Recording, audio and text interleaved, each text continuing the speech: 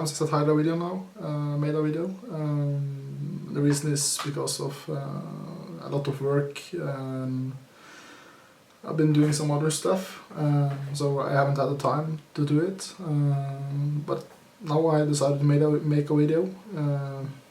I got a friend that wanted me to make a video for beginners, a really easy fly where I explain everything pretty good, and yeah, just a go-through video with all the tools I use, and yeah, just a simple video. So I'm gonna tie the first fly I learned to tie, and that's the red tag. That was my first fly back in 2001. I was on tying course, and that was I was like 2002, I think it was. Yeah, I was about 13 years old, and I tied the red tag, and it looked terrible when I tied it the first time. So really, too much big body. The body was too fat, and yeah, the hackle was not pretty, and yeah, everything. So I decided to choose this fly today. That's a really good fly for grayling and trout and everything. So it's a good fly to tie, and it's easy for you guys to tie it. So I hope you enjoy it. And first I will explain some tools and equipment, of course, I'm going to use. I also wanted to show you guys this one. This is a map I bought. Inside this map they got all the different colors from Fly-Rite.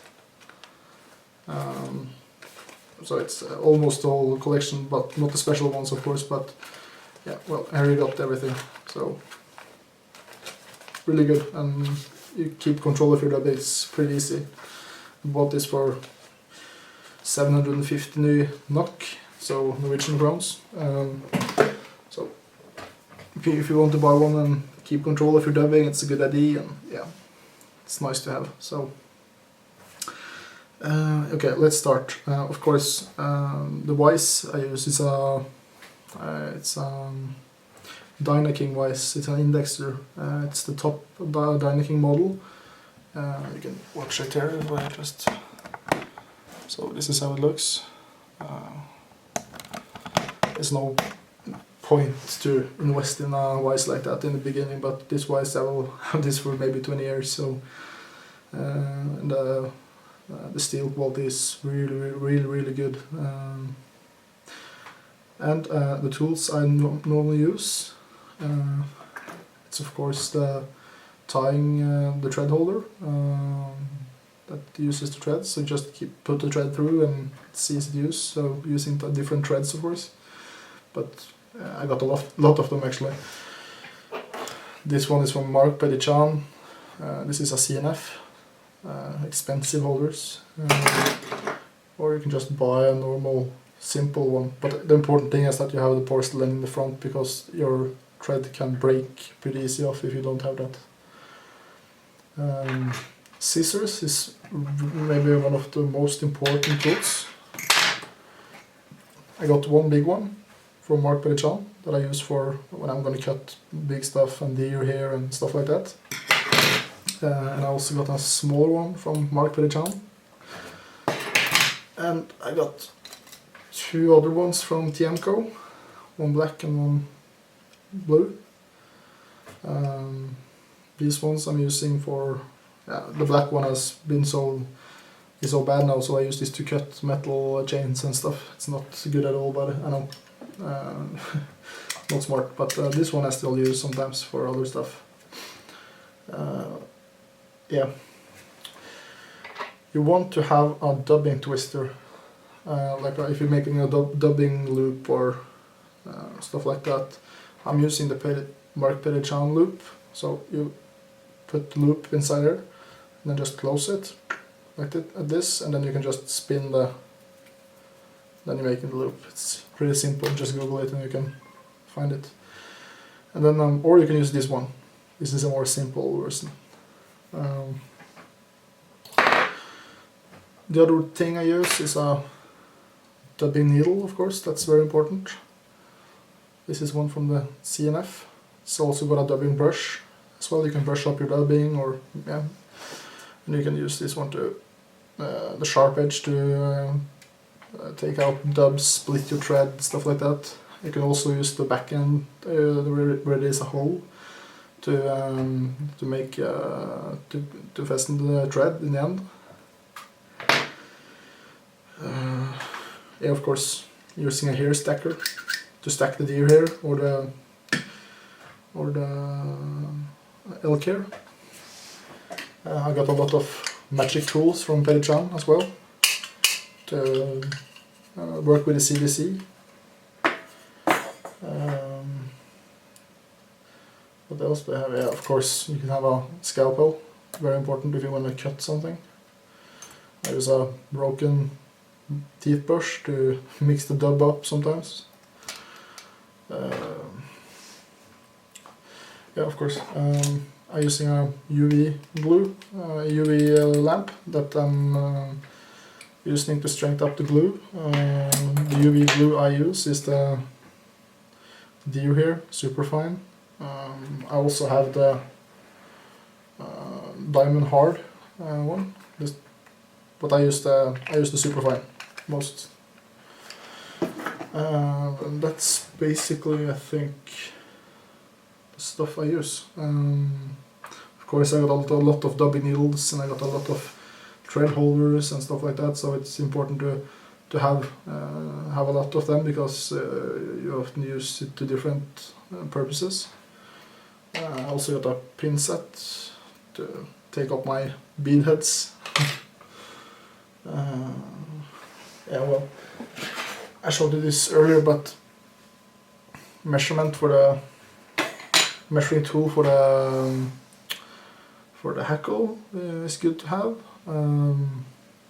Yeah, some thread holders, some lighters, of course.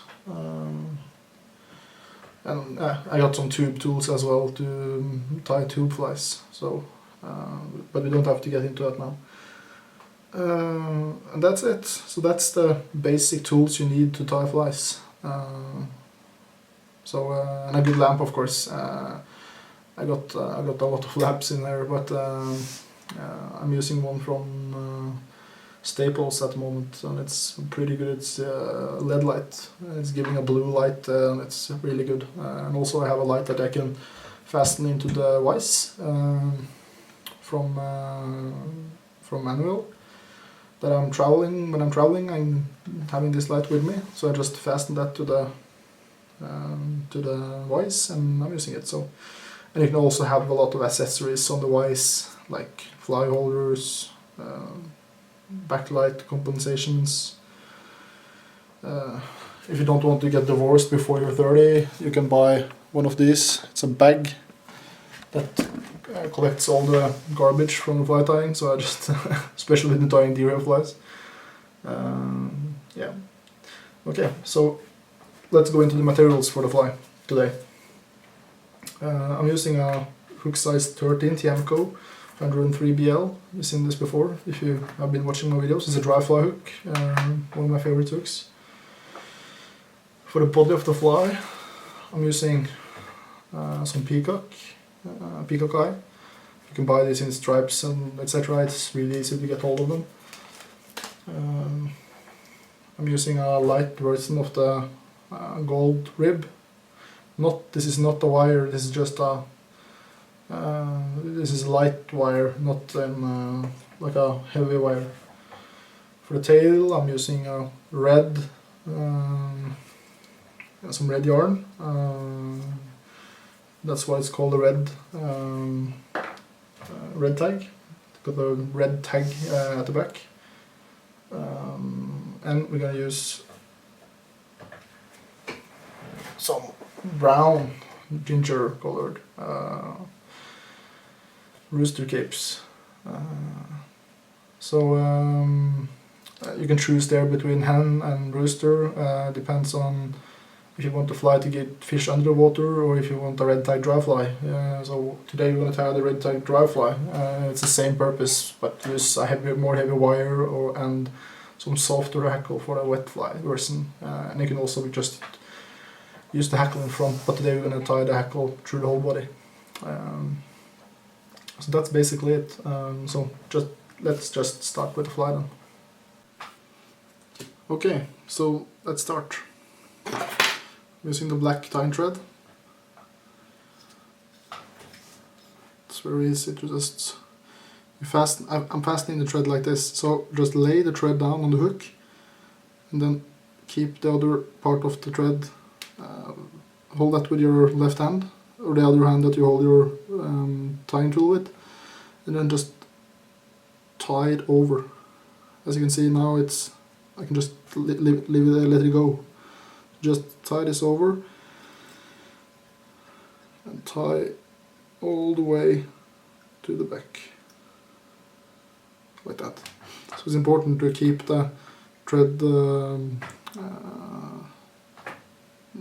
nice and to the side of each other, because you want it to be a clean surface here.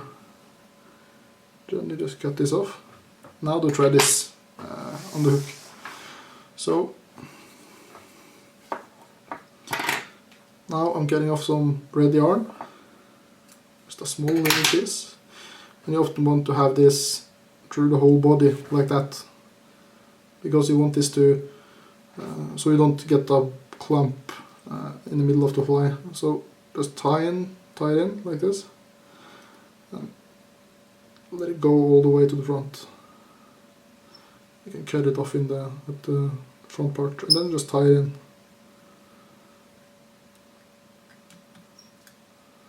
This is a very good beginner's fly because it's really easy and it goes pretty fast to tie it.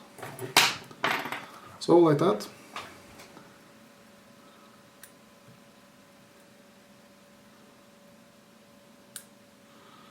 Then you want to cut the thread off about there, almost at the hook bend, but a bit longer maybe. Okay, then you want to tie in your wire. So as I said, you can use a light wire or a more heavy wire, depending on if you want a wet fly version or the dry fly version. So today we're going to use the light one because it's the dry fly version. So remember to use a scissor to cut the thread that's not your favorite scissor, so you don't destroy it.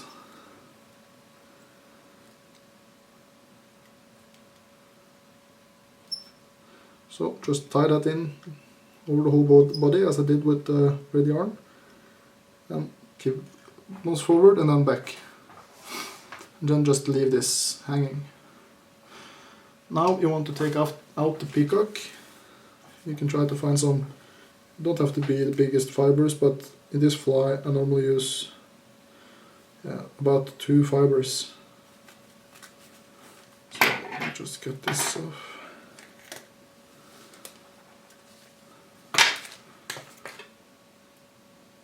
Like that.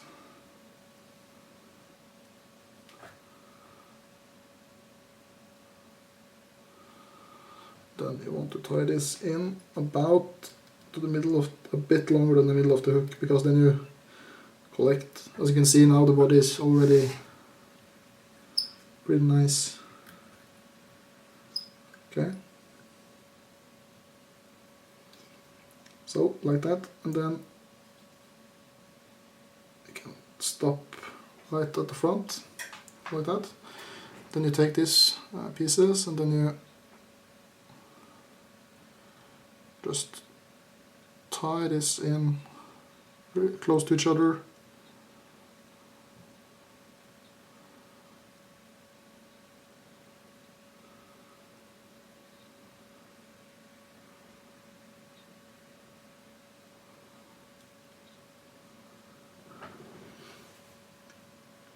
Well, as you can see, I'm a bit short on the part here, but crap. Okay, close that one up. One of the edges was a bit short, so I need to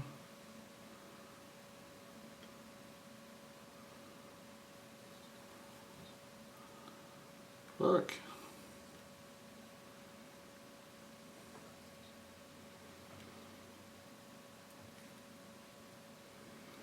like that, and you can just pull this off.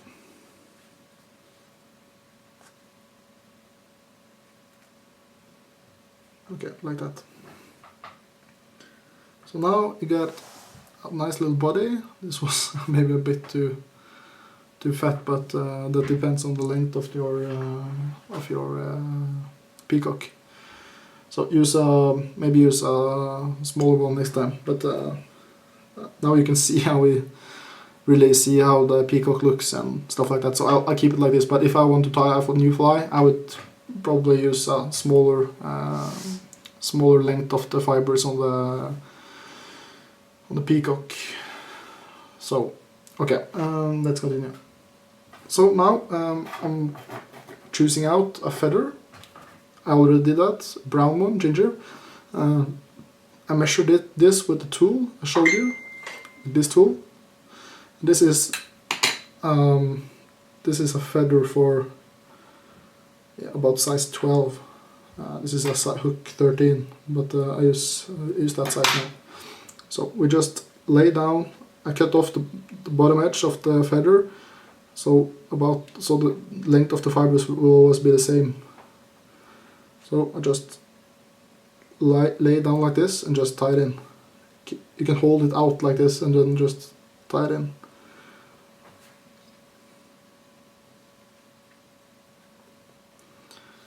Okay, like that. And then just cut off the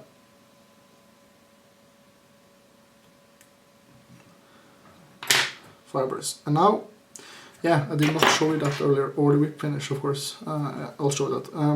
Now you can use either a hackle tool to fasten the hackle. You do it like this. You just fasten that into the hackle, and then just do the. Let me see.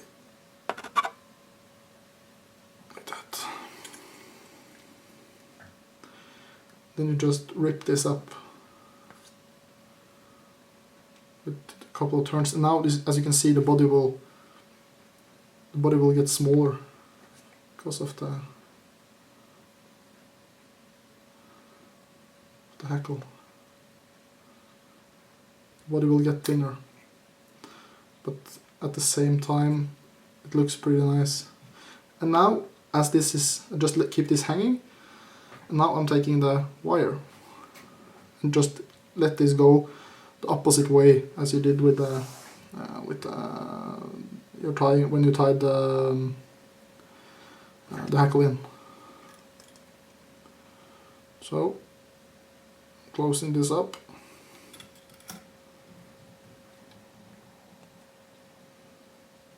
Try to not pull down a lot of fibers when you do this.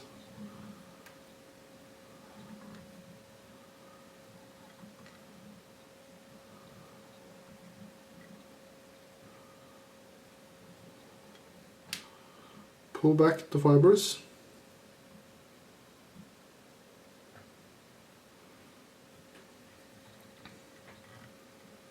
Then just fasten it in, lock it up.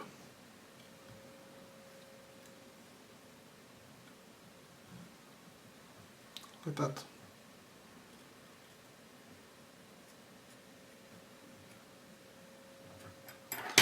Then you want to cut this off.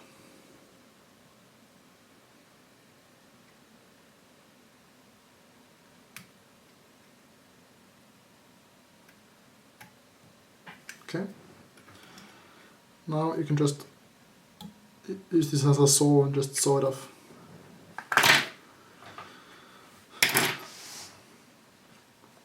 Okay, and then just pull all the fibers backwards and then make a little head in front. Don't have to be this big, but I'm just doing this now to show you guys how it is. And then I'm taking some head cement and putting that on the thread.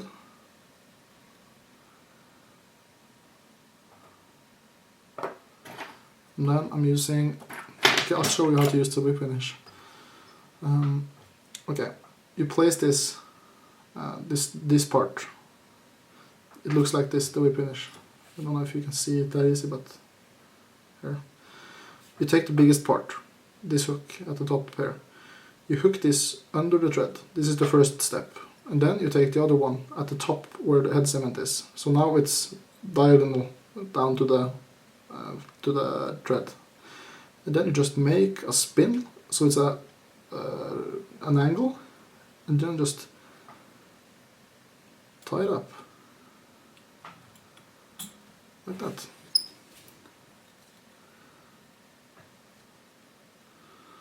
You don't want to get some head cement on the fibers, of course.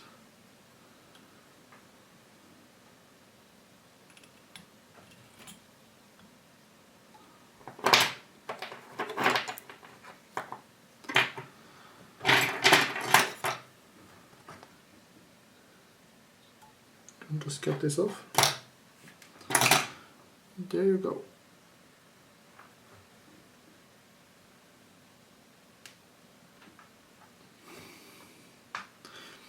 So this is a pretty easy red tag to tie. As I said, this one got a bit much peacock, but then you get the point. You don't use this much peacock.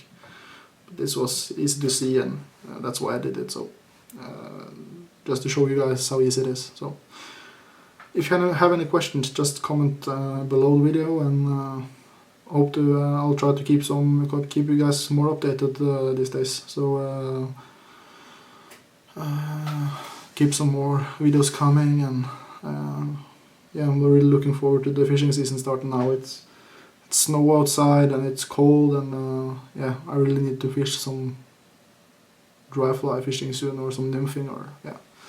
So give me a follow if you liked it, and yeah, see you guys later. Bye.